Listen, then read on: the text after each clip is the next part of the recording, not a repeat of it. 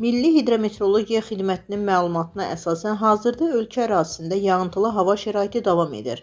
Sferas xəbər verir ki, bu barədə Trendə Hidrometeoroloji Proqnozlar Bürosunun direktoru Gülşad Məmmədova bildirib.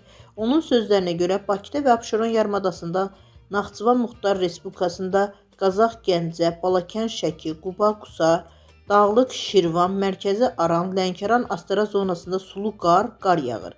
Əksər yerlərdə yağıntılar intensiv və güclüdür. O qeyd edib ki, ölkə ərazisində müşahidə olunan yağıntılı hava şəraiti yanvarın 21-i gündüzədək davam edəcək.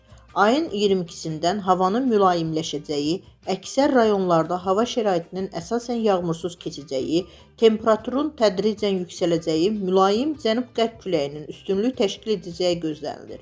Havanın temperaturu isə Bakıda və Abşeron yarımadasında 2 dərəcəyədək isti, Aran rayonlarında 0 dərəcəyə yaxın, Naxçıvan Muxtar Respublikasında 3, dağlıq rayonlarda 7 dərəcəyədək şaxtadır.